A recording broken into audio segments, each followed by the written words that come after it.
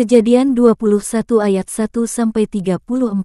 Ishak lahir. Tuhan memperhatikan Sarah, seperti yang difirmankannya, dan Tuhan melakukan kepada Sarah seperti yang dijanjikannya. Maka mengandunglah Sarah, lalu ia melahirkan seorang anak laki-laki bagi Abraham dalam masa tuanya, pada waktu yang telah ditetapkan, sesuai dengan firman Allah kepadanya. Abraham menamai anaknya yang baru lahir itu Ishak, yang dilahirkan Sarah baginya. Kemudian Abraham menyunat Ishak, anaknya itu, ketika berumur 8 hari, seperti yang diperintahkan Allah kepadanya. Adapun Abraham berumur 100 tahun, ketika Ishak, anaknya, lahir baginya. Berkatalah Sarah, Allah telah membuat aku tertawa, setiap orang yang mendengarnya akan tertawa karena aku. Lagi katanya, siapakah tadinya yang dapat mengatakan kepada Abraham, Sarah menyusui anak? Namun aku telah melahirkan seorang anak laki-laki baginya pada masa tuanya. Abraham mengusir Hagar dan Ismail. Bertambah besarlah anak itu dan ia disapih, lalu Abraham mengadakan perjamuan besar pada hari Ishak disapih itu. Pada waktu itu Sarah melihat, bahwa anak yang dilahirkan Hagar, perempuan Mesir itu bagi Abraham, sedang main dengan Ishak, anaknya sendiri. Berkatalah Sarah kepada Abraham, usirlah hamba perempuan itu beserta anaknya, sebab anak hamba ini tidak akan menjadi ahli waris bersama-sama dengan anakku Ishak. Hal ini sangat menyebalkan Abraham oleh karena anaknya itu. Tetapi Allah berfirman kepada Abraham, janganlah sebal hatimu karena hal anak dan budakmu itu, dalam segala yang dikatakan Sarah kepadamu, haruslah engkau mendengarkannya, sebab yang akan disebut keturunanmu ialah yang berasal dari Ishak. Tetapi keturunan dari hambamu itu juga akan kubuat menjadi suatu bangsa, karena ia pun anakmu. Keesokan harinya pagi-pagi Abraham mengambil roti serta sekirbat air dan memberikannya kepada Hagar.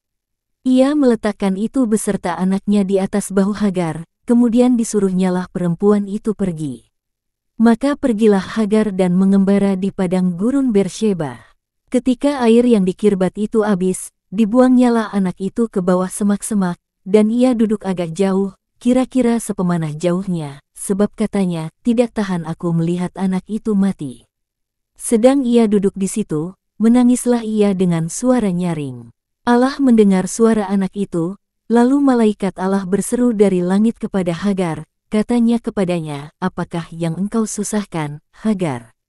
Janganlah takut, sebab Allah telah mendengar suara anak itu dari tempat ia terbaring. Bangunlah, angkatlah anak itu, dan bimbinglah dia, sebab aku akan membuat dia menjadi bangsa yang besar.